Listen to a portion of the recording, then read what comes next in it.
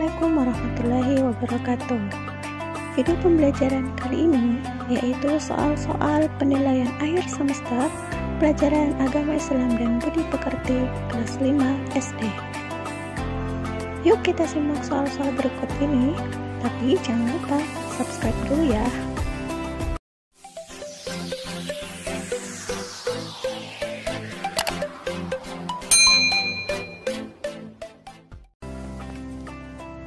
Soal pertama, surah Al-Ma'un terdiri atas berapa ayat? Jawabannya adalah terdiri atas 7 ayat. Soal nomor 2, tuliskan arti surah Al-Ma'un. Jawab, tahukah kamu orang yang mendustakan agama? Itulah orang yang menghardik anak yatim dan tidak menganjurkan memberi makan orang miskin. Maka celakalah bagi orang-orang yang sholat, yaitu orang-orang yang lalai dari sholatnya, orang-orang yang berbuat ria dan enggan menolong dengan barang berguna. Soal nomor 3, siapakah pendusta agama menurut surah Al-Ma'un? Jawabannya, orang yang menghardik anak yatim dan orang yang tidak menganjurkan memberi makan orang miskin. Soal nomor 4, sebutkan ciri orang yang celaka menurut surat Al-Ma'un. Jawabannya, A. Orang yang lalai dari sholatnya, B. Berbuat ria atau mempertontonkan amal perbuatan baiknya kepada orang lain, dan C. Orang yang enggan menolong dengan memberikan bantuan barang berguna. Untuk soal nomor 5, apa yang dimaksud dengan menghardik anak yatim? Jawabannya, menghardik maksudnya membentak atau menyakiti fisik maupun perasaannya. Misalnya mengatakan kepada mereka, "Hei anak yatim."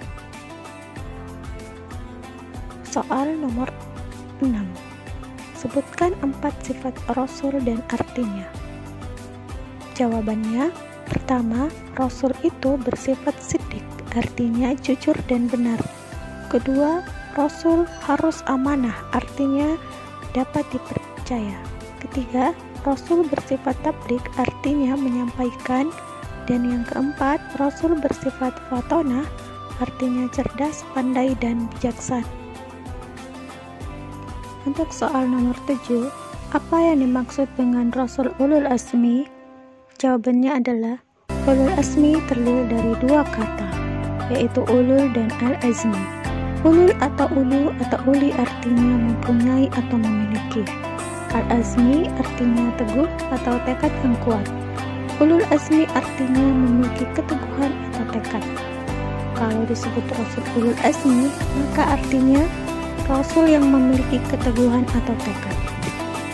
Para Rasul Ulul Azmi memiliki keteguhan, tekad, ketabahan dan kesabaran yang sangat kuat, serta teguh dalam menjalankan tugasnya, yaitu menyampaikan ajaran-ajaran Allah Subhanahu wa Ta'ala. Soal nomor 8, siapa sajakah yang termasuk Rasul Ulul Azmi? Jawab, Rasul Ulul Azmi itu adalah Nabi Nuh alaihissalam, Nabi Ibrahim alaihissalam, Nabi Musa alaihissalam, Nabi Isa alaihissalam, dan Nabi Muhammad sallallahu alaihi wasallam. Nomor 9, sebutkan contoh sifat para Rasul Ulul Azmi. Jawab, 1. Teguh dan sabar dalam belajar. 2. Teguh dan sabar dalam beribadah atau sholat. 3. Teguh dan sabar dalam mengerjakan tugas-tugas sekolah. 4. Teguh dan sabar dalam mematuhi orang tua. 5. Teguh dan sabar dalam pergaulan, tidak cepat marah. 6. Teguh dan sabar dalam mematuhi peraturan, baik peraturan di rumah, sekolah, maupun di lingkungan tempat tinggal, dan seterusnya. Nomor 10, apa keuntungan hidup sederhana? Jawab, keuntungan hidup sederhana antara lain seperti berikut. Orang yang hidup sederhana berarti telah mengamalkan ajaran agama atau perintah Allah Subhanahu wa Ta'ala, dan orang tersebut mendapat pahala. Orang yang hidup sederhana berarti telah mampu melawan godaan setan yang mendorong hidup boros. Orang yang hidup sederhana biasanya rendah hati dan disenangi banyak orang. Orang yang hidup sederhana tidak akan ditimpa penyakit resah, gelisah, dan orang yang hidup sederhana tidak akan pernah mengambil harta orang. Untuk soal nomor 11, apakah ikhlas itu? Ikhlas maknanya bersih, bersih dari kotoran. Ikhlas adalah perbuatan hati, karena ikhlas itu ada di dalam hati. Misalnya kalau dikatakan ikhlas bersedekah, artinya memberikan dengan hati bersih. Nomor 12, sebutkan ciri-ciri ikhlas. Yang pertama, ciri-ciri ikhlas beramal dengan sungguh-sungguh tanpa mengharapkan pujian dari manusia. Pujian bukan harapan kita meskipun ada orang yang memuji. 2, beramal dengan tekun dan rajin semata-mata karena tindakan itu adalah perintah Allah. Tentu ada yang memuji, tetapi pujian bukan tujuan. 3, tidak memamerkan dan menceritakan amalnya kepada orang lain. Dan yang keempat, tidak pernah mengeluh dalam melaksanakan tugas. Soal nomor 13, apakah sholat tarawih itu? Jawab, sholat tarawih ialah sholat malam yang dikerjakan pada malam hari di bulan Ramadan. Salat ini sangat dianjurkan, boleh dikerjakan sendiri-sendiri atau berjamaah. Dilakukan sesudah sholat isya sampai waktu fajar. Bilangan rakaat sholat boleh dilakukan 8 rakaat dan boleh 20 rakaat. Soal nomor 14, apa keutamaan sholat tarawih? Jawab, A. Dapat menambah ketaatan kepada Allah. B. Allah Subhanahu wa Ta'ala mengampuni dosa-dosanya. C. Pahala ibadat ditulis seperti sholat 1 malam penuh. Dan D. Mempererat silaturahmi sesama kaum muslimin. Soal nomor 15, apakah tadarus itu?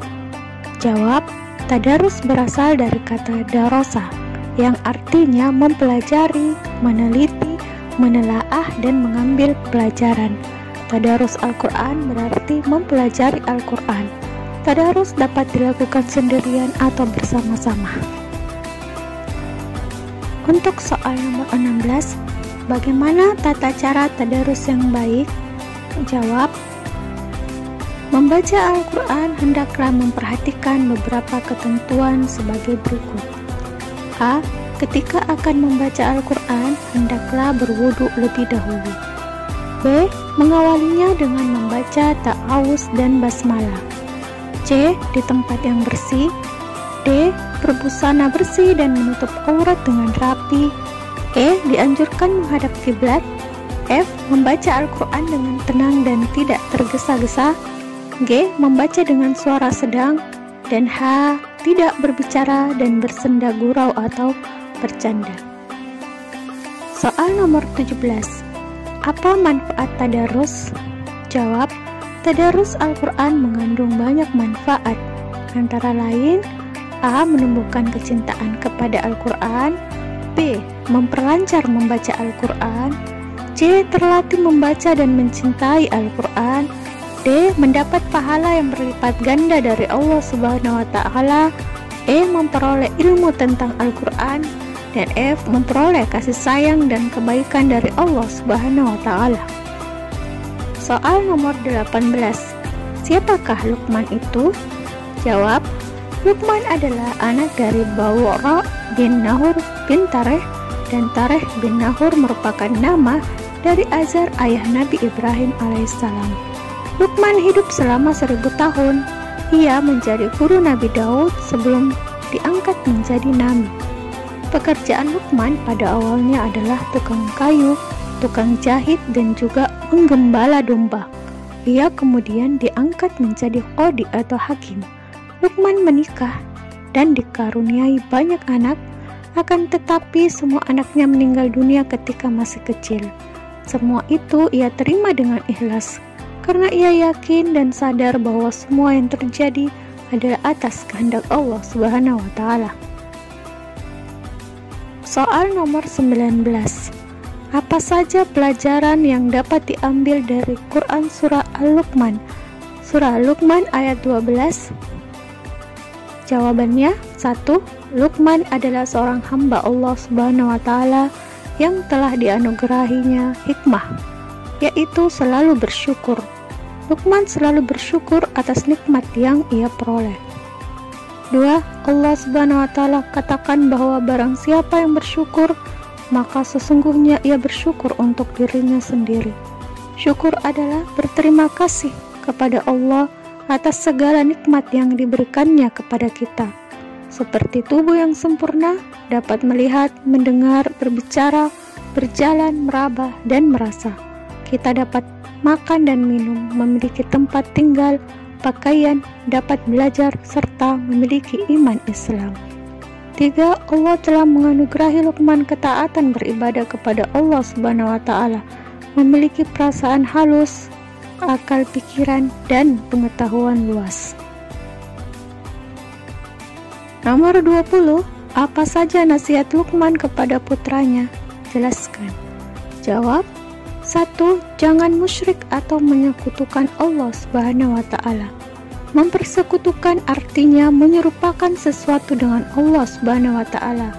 Misalnya menjadikan matahari sebagai Tuhan lalu disembah, membuat batu atau patung sebagai Tuhan lalu disembah, menjadikan kayu besar sebagai Tuhan lalu dipuja-puja dan disembah. Yang kedua, jangan angkuh dan sombong. Ciri-ciri sikap angkuh dan sombong menurut Quran surah Luqman ayat 18 adalah memalingkan mukamu dari manusia karena sombong, berjalan di muka bumi dengan angkuh, dan membanggakan diri sendiri. Dan yang ketiga, hendaklah. Demikianlah adik-adik 20 soal penilaian akhir semester pelajaran agama Islam dan budi pekerti kelas 5 SD semester 2. Semoga sukses ya ujiannya. Terima kasih. Assalamualaikum warahmatullahi wabarakatuh.